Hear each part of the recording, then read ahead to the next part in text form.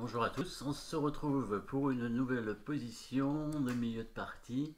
Pas très complexe celle-ci, je pense, avec des coups forcés jusqu'au bout. Donc très pour les blancs, avec un pion de retard apparemment, et des possibilités évidemment d'attaque sur le roi noir, qui est quand même très affaibli ici avec la colonne ouverte bien entendu. Et la possibilité pour les blancs de ramener quand même pas mal de pièces pour attaquer ce roi. Ils ont déjà donc la tour bien placée, le fou sur la diagonale, le cavalier central. Et bon, la dame blanche qui pourrait arriver, évidemment, le mieux ce serait de faire une batterie tour dame. Il n'y a pas trop de cases disponibles, mais on a quand même des bons coups à jouer, bien évidemment. Et vous avez trouvé le mat assez rapide des blancs. Les noirs peuvent retarder en donnant les fous, mais bon, c'est à peu près tout.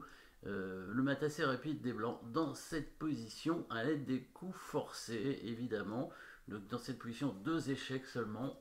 La tour ou le cavalier, à voir quel est le mieux, mais a priori on va très vite se décider. Si le cavalier vient faire échec, la dame va prendre, et du coup après on pourrait mettre le fou, mais le roi va s'enfuir, et il va avoir même une case de fuite après en D7, case libérée par la dame. Donc c'est bien la tour qu'on va donner pour attirer le roi, mais pour quelle raison on va donner la tour? Eh bien sûr, pour ramener la dame sur cette case. Évidemment, une dame c'est plus fort qu'une tour, donc la dame pourra faire plus de choses, mais qu'est-ce qu'elle pourra faire exactement quand elle va arriver sur cette case, sur cette colonne à la place de la tour? Donc la dame, pour que ce soit un avantage d'avoir une dame plutôt que la tour, il faudrait qu'elle puisse faire échec en diagonale, évidemment. Donc on pourrait encore envisager l'échec du cavalier, mais pareil, la dame va prendre, et si on fait échec ici en A7, le roi s'enfuit en C8, puis en D7, il n'y aurait pas de mat. Donc évidemment, si vous n'avez pas trouvé, on va... Voilà, mettez la pause dans cette position pour trouver la suite pour les blancs ici avec le mat forcé en quelques coups.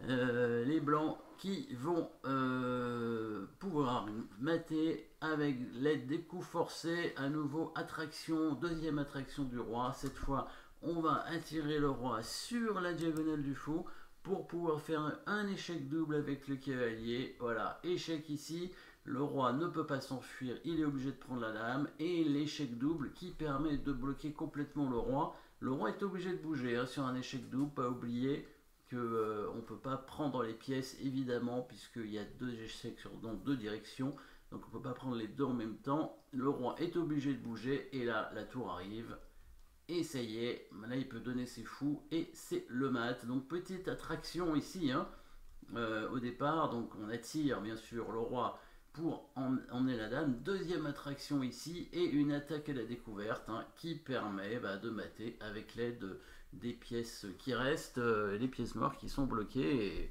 la force aussi de l'échec double qui oblige le roi à bouger ici. Donc belle attaque et belle petite combinaison de la part des blancs. Voilà, merci d'avoir suivi cette petite position, et à très bientôt.